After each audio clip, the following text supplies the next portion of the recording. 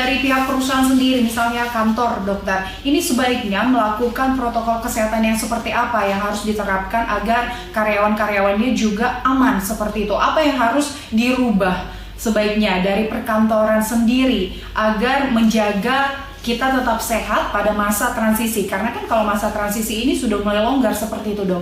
Apa yang harus sebaiknya yang paling utama diubah? Tempat makan dan yang dimakan itu adalah yang mendukung kesehatan, jangan sampai satu, kekebalan kita turun. Jadi karena ini masih banyak sekali orang-orang yang nggak paham bahwa ada makanan yang menurunkan kekebalan kita, yaitu apa? Gula, karbohidrat sederhana kayak roti, mie instan, semua makanan meningkatkan gula darah tinggi itu berisiko menurunkan kekebalan, apalagi sirup gitu ya, kental manis.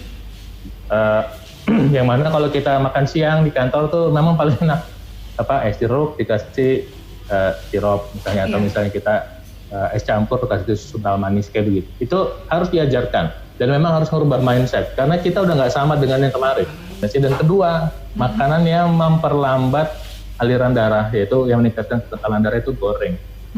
Dua nih harus hilang, gula dan goreng itu maha berat itu. Jadi makanan-makanan yang cukup nikmat ini sebenarnya dokter ya, tapi jadi itu harus dihindari. Dan kemudian di kantor itu kalau kantornya baik ya, kantornya baik, itu pagi-pagi udah entah semuanya bayar masing-masing atau kantornya ngebayar, itu smoothie buah-buahan itu harus, bukan jus ya, smoothie di blendernya jadi sampai smoothie tek 1 gelas belum masuk.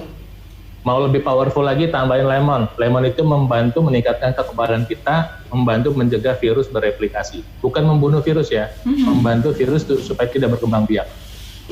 Jadi ada beberapa perusahaan kecil yang sedang saya bantu, semua karyawannya saya paksa begitu. Pokoknya masuk, itu cuci tangan, ganti baju, minum jus, smoothie ya. Gitu. Ya, jadi itu basic yang bisa diperlukan. Kalau cuma bikin ngeblender segelas kecil 200 cc, buahnya nggak usah yang harusnya mahal-mahal lah. Buah apapun, semangka, tomat, dikasih itu kan nggak mahal. Misalnya 20.000 bisa berapa orang itu. Nah, itu yang saya sarankan. Artinya eksternal kita kerjain, internalnya kita kerjain. Jangan cuma eksternal. Internal itu berupa pencegahan, dan kedua, menghindari makanan yang menurunkan kekebalan tubuh kita. Ya, baik. Tadi kan dokter sudah membahas nih tentang makanan-makanan yang sehat, salah satunya itu tadi smoothie yang harus yang baiknya kalau kita konsumsi ya dok. Nah, tapi di luar sana juga banyak yang mengatakan perlunya kita konsumsi vitamin E, C, B kompleks. Nah, ini sebenarnya memang harus dikonsumsi dengan benar. Maksudnya ini memang sangat berpengaruh sekali tidak dok untuk kesehatan kita. Apakah sebenarnya kita cukup makan makanan sehat aja sebenarnya sudah cukup gitu? Jadi itu saya bilang asuransi kesehatan kita adalah di makanan tambahan tadi. Jadi gini, misalnya kita mau berjalan ya, sekali lagi jadi malah ngebayangin liburan nih kita mau ke Bali nih. Uang kita pas-pasan, kita naik kereta ekonomi kan, sampai kan ke Bali. Tapi kalau kita punya uang lebih, kita pakai kereta eksekutif sampai Surabaya, Banyuwangi, nyebrang. Kalau kita punya uang lebih banyak, pakai pesawat terbang komersial yang low cost. Punya uang lebih banyak lagi, kita pakai pesawat yang paling bagus. Punya uang jauh lebih banyak, kita bisa pakai pesawat pribadi.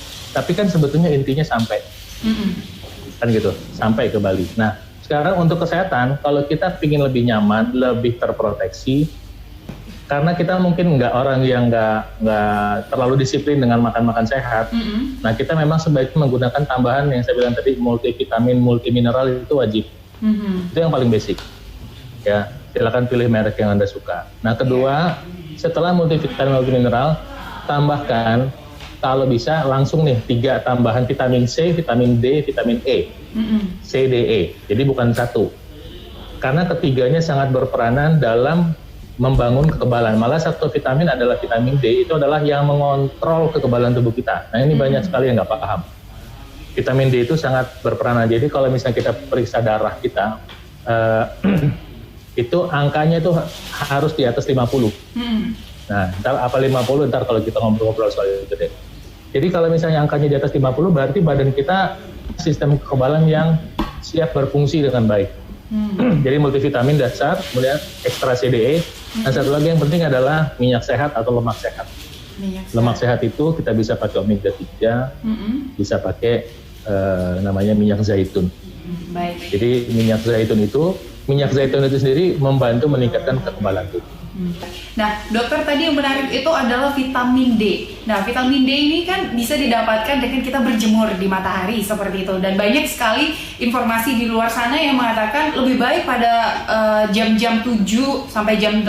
Ada yang mengatakan oh tidak bagus, lebih bagus di atas jam 10. Nah, ini sebenarnya yang benar itu yang mana, dokter? Yang baik kita untuk mendapatkan yang vitamin D dari matahari buat saya itu berjemur.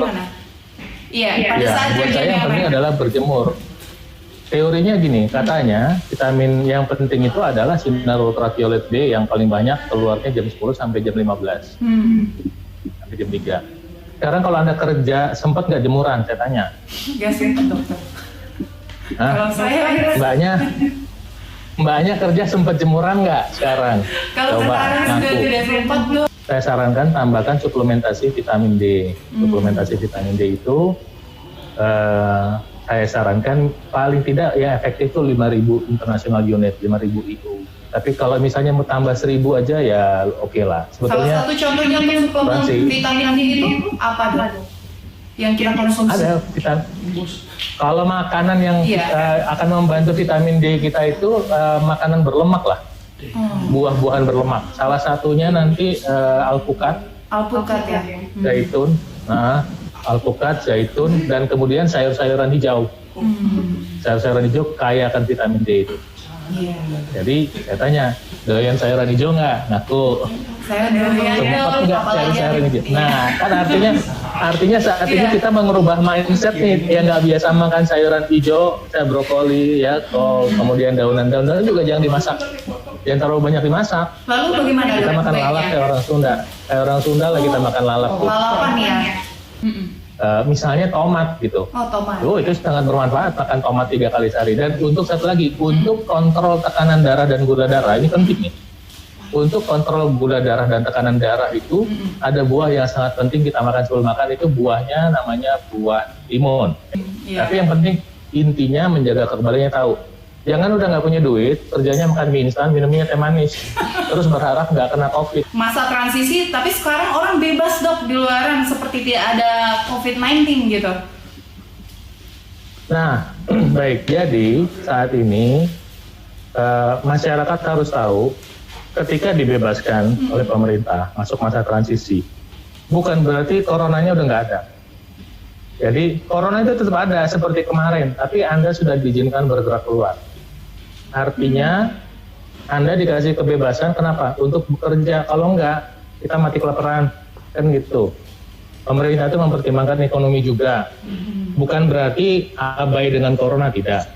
Artinya sekarang kesehatan kita adalah tanggung jawab kita sendiri. Kesehatan bukan segala-galanya, tapi tanpa kesehatan segala-galanya tiada artinya. Ya, baik Dr. Paidon L. Toruan, pakar kesehatan, terima kasih sudah bergabung bersama kami di Suara Jakarta. Sehat-sehat terus, dok, sukses. Sampai ketemu lagi. Terima kasih ya. Iya, bye. Terima kasih pemirsa, demikianlah perbincangan kami dengan pakar kesehatan Dr. Paidon L. Toruan. Kami akan hadir dengan narasumber lainnya. Tetaplah bersama kami di Suara Jakarta.